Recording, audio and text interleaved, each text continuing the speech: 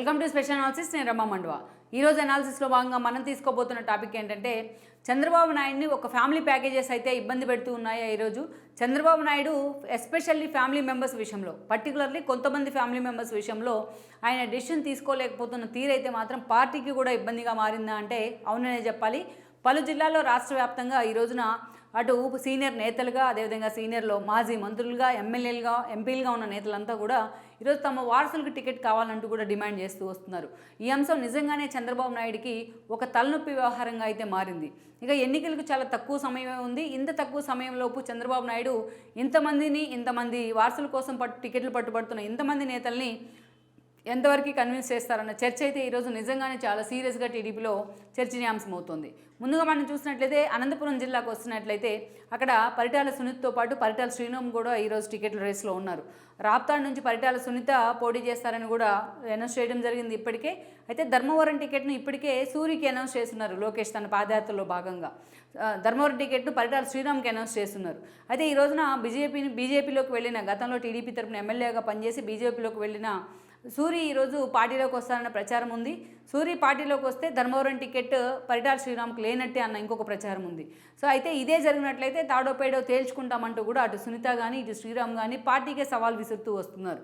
So అయితే వీళ్ళిద్దరికి ticket ఇచ్చినట్లయితే అదే జిల్లా నుంచి మరొక ట్విస్ట్ కూడా చోటు చేసుకుంటోంది. ఇప్పుడు జేసీ బ్రదర్స్ కూడా తమ ఫ్యామిలీకి 2 టికెట్లు కేటాయించాలంటూ కూడా డిమాండ్ చేస్తూ వస్తున్నారు.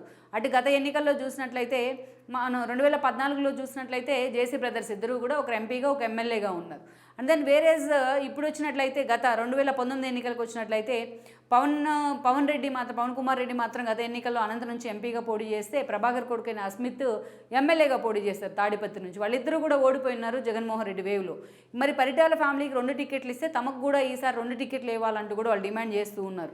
ఈసారి మాత్రం అస్మిత్ రెడ్డికి అవకాశం ఇస్తాను అంటూ కూడా చంద్రబాబు నాయుడు వాళ్ళని కన్విన్స్ చేసే ప్రయత్నం చేస్తున్నా వాళ్ళిద్దరూ పరిటాల శ్రీరామ్, పరిటాల సునీతని బూచిగా చూపిస్తూ ఉన్నారు. ఇక వేరే అక్కడి నుంచి కర్నూలుకు వచ్చినట్లయితే కర్నూలులో కూడా సేమ్ ప్రాబ్లం ఉంది. ఇక కోట్ల ఫ్యామిలీ నుంచి అలాంటి సిచ్యువేషన్ చంద్రబాబు నాయుడుకి ఎదురవుతున్న పరిస్థితి ఉంది. ఇక ప్రత్యేకించి ఈ రోజున భూమా నాగిరెడ్డి ఫ్యామిలీ నుంచి ఆల్రెడీ ఆళ్లగడ్డ ఎమ్మెల్యేగా అఖిలని అనౌన్స్ చేసిన పరిస్థితుల్లో మరోవైపు ఆమె తమ్ముడైన జగత్ విఖ్యాత్ రెడ్డి కూడా తనకు నంద్యాల టికెట్ కావాలంటూ పట్టుబడుతూ వస్తున్నారు. అక్కడ పార్టీ ఆఫీస్ ఓపెన్ చేసి ఆ సీటు తనదే, తన భూమా వారసును నేనేనంటూ కూడా ఆయన ప్రచారం చేసుకుంటూ వస్తున్నారు. ఇదొక తలనొప్పిగా మారింది అటు అధిష్టానానికి, పార్టీ అధిష్టానానికి. ఆ అఖిలకు ఆల్రెడీ టికెట్ అనౌన్స్ చేసినా ఈరోజు అదే ఫ్యామిలీ నుంచి మరో టికెట్ కావాలంటూ డిమాండ్ పెరుగుతున్న తీరు మాత్రం చంద్రబాబు నాయుడు నిజంగానే ఇబ్బంది పెడుతుంది.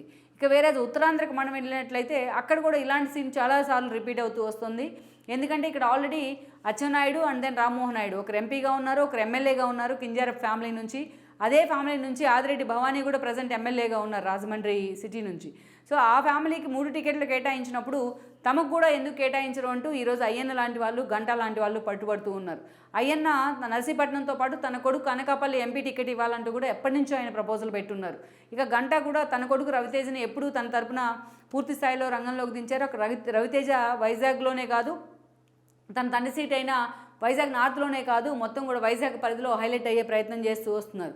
ఈరోజు గంట కూడా తనకు ఎమ్మెల్యే టికెట్ ఇస్తే తన కొడుకు ఎంపీ టికెట్ ఇవ్వాలంటూ కూడా ఆయన పట్టుబడుతున్న పరిస్థితి. తనకు ఎంపీ ఇస్తే తన కొడుకు ఎమ్మెల్యే ఇవ్వాలంటూ కూడా ఆయన మాట్లాడుతూ వస్తున్నారు.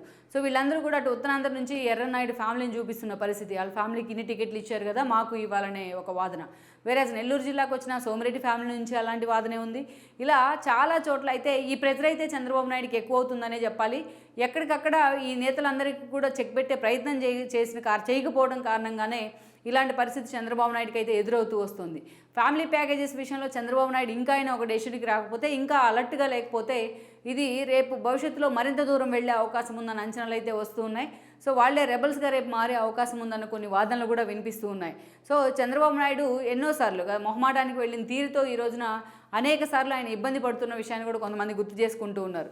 జగన్మోహన్ రెడ్డి ఈరోజు టికెట్ల మార్పు పేరుతో తిప్పల నాగిరెడ్డి లాంటి వాళ్ళని ఆయన కొడుకు కూడా సమాచారం లేకుండా కొత్త వ్యక్తిని తీసుకొచ్చి గాజువాకలో ఇంప్లాంట్ చేసే ప్రయత్నం చేశారు.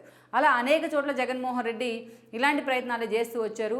కొడుకులు టికెట్ అడిగిన వారసులు సీనియర్ నేతలందరినీ కూడా అటు చెవిరెడ్డిని, అదేవిధంగా భూమన్ లాంటి వాళ్ళు వేరే చోట అకామిడేట్ చేస్తూ వచ్చారు. సో ఇది ఉదాహరణగా తీసుకోవాలనేది చాలామంది టీడీపీ నేతలు చెప్తున్నమాట. ఓవరాల్గా ఇలాంటి ఫ్యామిలీ ప్యాకేజెస్ మాత్రం ఈరోజు జిల్లా కోటి కనిపిస్తూ ఉన్నాయి చంద్రబాబు నాయుడు విషయంలో. సో మరి వీటన్నిటికీ కూడా ఎన్నికల్లోపు చంద్రబాబు నాయుడు ఎంతవరకు కూడా చెక్ పెట్టే ప్రయత్నం ప్రయత్నం చేస్తారు, ఎంతవరకు ఈ బ్యాగేజ్ని ఆయన తగ్గించుకునే ప్రయత్నం చేస్తారు, మరి కొత్త వాళ్ళకి ఎంతవరకు కూడా ఈసారి అవకాశం ఉంటుంది అనేది మాత్రం టీడీపీలో చాలా కీలకంగా మారబోతోంది.